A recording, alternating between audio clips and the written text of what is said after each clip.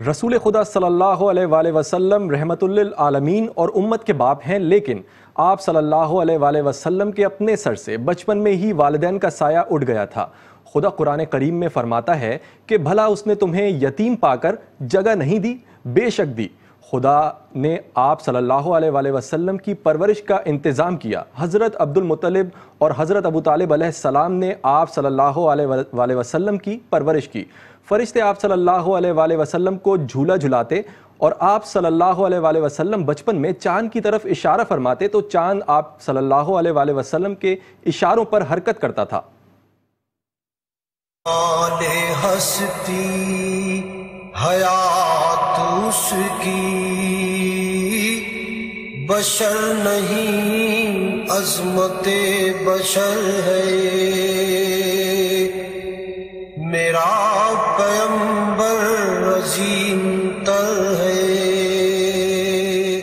اشرف الانبیاء احمد مصطفیٰ محمد مصطفیٰ صلی اللہ علیہ وآلہ وسلم عالم وجود میں رونق افروز ہوئے اور پاکیزہ بدن خوشبو میں بسے ہوئے بحالت سجدہ مکہ مکرمہ کی مقدس سرزمین پر اپنے والد ماجد کے مکان میں پیدا ہوئے۔ لیکن باپ کہاں تھے جو بلائے جاتے اور اپنے نونہال کو دیکھ کر نہال ہوتے؟ وہ تو پہلے ہی وفات پا چکے تھے۔ دادا بلائے گئے۔ یہ خوشخبری سن کر دادا عبد المطلب اپنے گھر آئے اور والہانہ جوش محبت میں اپنے پوتے کو کلیجے سے لگایا، پھر کعبے میں لے جا کر خیر و برکت کی دعا مانگی اور محمد نام رکھا۔ محمد ہمارے بڑی شان والے، محمد ہمارے بڑی شان والے۔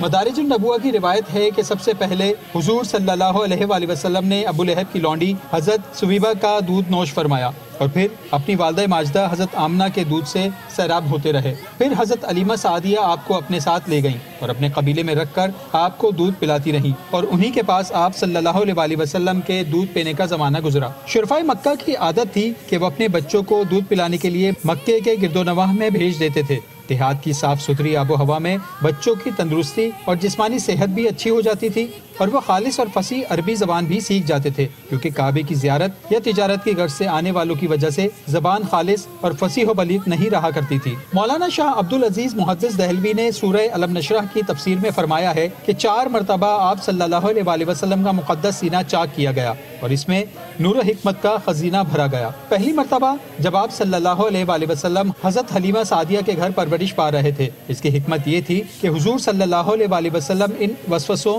اور خیالات سے محفوظ رہیں جن میں بچے مبتلا ہو کر کھیل کود اور شرارتوں کی طرف مائل ہو جاتے ہیں۔ دوسری بار 10 برس کی عمر میں ہوا تاکہ